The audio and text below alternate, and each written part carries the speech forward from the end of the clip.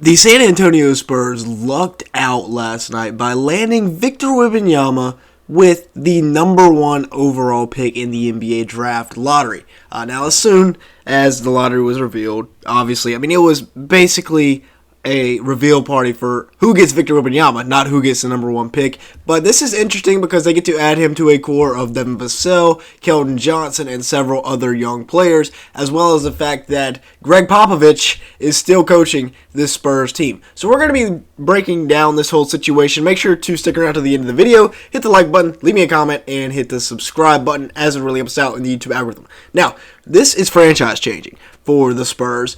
They won the sweepstakes, obviously, and if you put him in the same draft class as LeBron James, Victor Wembanyama is the number one overall player in that class. As crazy as that sounds, I know, he is the number one player in that class. Let's dive into how good he really is, because the hype is one thing, but like I said, even Jay Billis says this: if you put him in the same draft class as LeBron James, Victor Wembanyama will be the number one overall pick. 21 points a game, 10 rebounds, 3 blocks.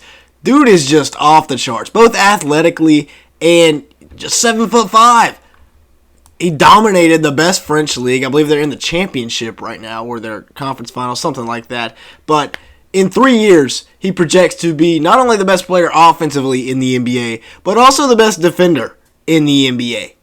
That is insane, especially given the fact that he went to the perfect situation in the San Antonio Spurs. Now, taking a look at the surrounding core, which, as I mentioned, is pretty good. Keldon Johnson averaged 22 points a game last year, 5 rebounds, 3 assists. Now, he will take a backseat role to Victor Wembanyama because he's that good. He immediately steps in as a top 20 player in the NBA. 45% from the field, 33% for Keldon Johnson from 3 last year in 33 minutes a game. So like I said, high usage, but he put up good numbers. Somewhat efficient.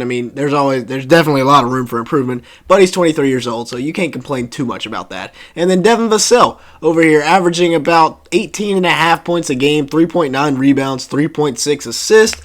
Dude he's pretty dang good. He also gives you great value defensively, 44% from the field, 39% from 3, 1.1 steals. We're talking about a 3-and-D guy here that averages about 19 a game. That's pretty elite. He's about 24 years old, I believe, and he's still growing offensively, defensively. He's gotten better every single year he's been in the NBA. Look for this defensive versatility to go off the charts next year because, as I mentioned, they have one of the best coaches in NBA history, if not the best coach in NBA history, Greg Popovich, and they've got these three. Victor Wembanyama at 7'5", Jeremy Sohan at about 6'8", and then Vassell, he's got a lot of length to him. He's a good perimeter defender. The amount of versatility that they have defensively, the amount of potential that they have for different defensive schemes, coverages. I know I sound like an NFL YouTuber right now, but there is so much potential because we already saw how good Sohan can be defensively this year. Victor Wembanyama, it's almost impossible to get a shot up on the glass against this guy. 7'5", you see the wingspan, and then Vassell locking things down on the perimeter. Oh, by the way, they also have Trey Jones, who can really defend, especially at the point of attack. Devin Vassell, Trey Jones as your perimeter defender, Sohan just doing a little bit of everything, and then Victor Wembanyama protecting the paint. Sign me up for that. Trey Jones averaged 13 points a game, 6.6 assists, and 3.6 rebounds per game last year. This Spurs team is really headed into the right direction. They signed a couple of free agents, and this team is looking real good. 46% from the field, 29% from 3, 1.6 steals per game last year for Trey Jones. So like I said, you see the defensive upside. He's just a really good hustle player as well. 24 minutes per game, only averaged 1.4 turnovers, so like his older brother. The assist-to-turnover ratio is elite.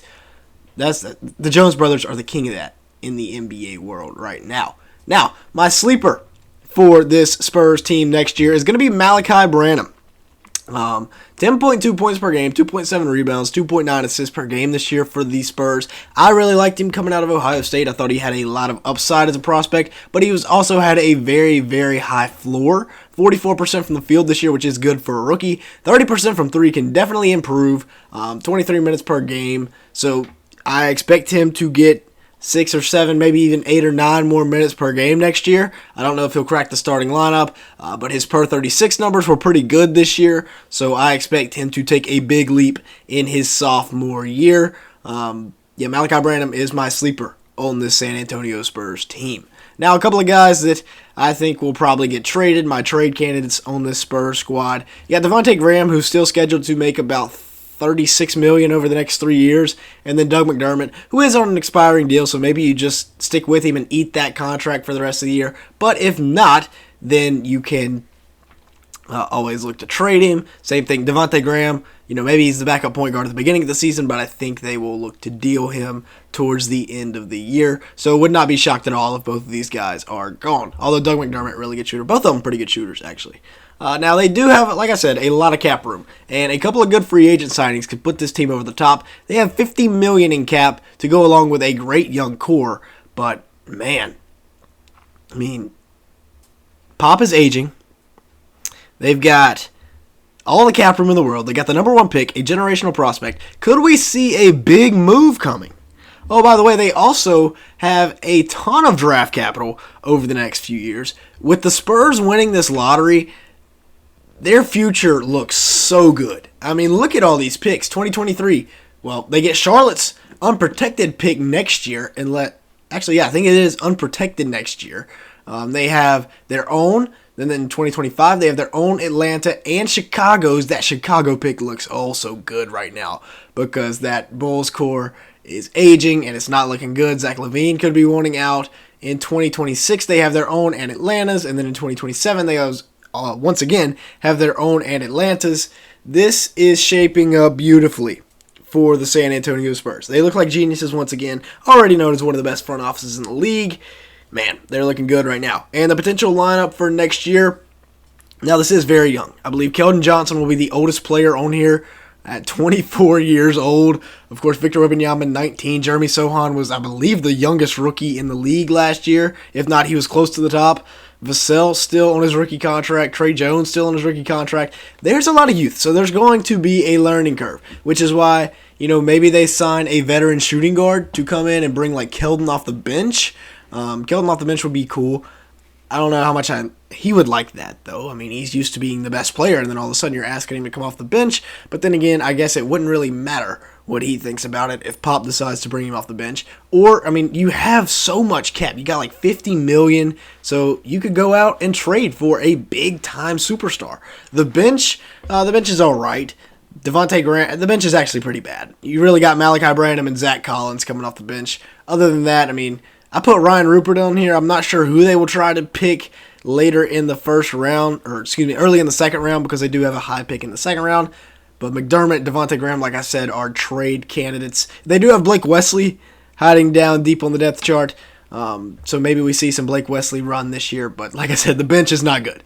Branham and Zach Collins are really going to have to carry the load offensively and defensively, although Branham not the greatest defender in the world, neither is Zach Collins. So we'll see what they do later in the first round, but the bench is not that great. With that being said, if you haven't hit the like button yet, you're 8.5 minutes into this video, go hit the like button, go hit the subscribe button. Now let's go ahead and finish the video out.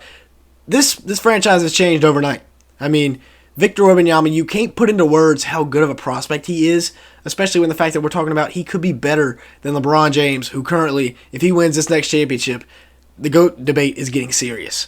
But yeah, with that being said, that's going to be it for today's video. Let me know down in the comments below, what do you think about Victor Wembenyama going to the Spurs? I personally think it's a perfect situation for him and the Spurs. So make sure to hit the like button, leave me a comment down below, hit the subscribe button, turn the post notifications on. More NBA draft content is on the way. And with all that being said, thanks so much for watching today's video.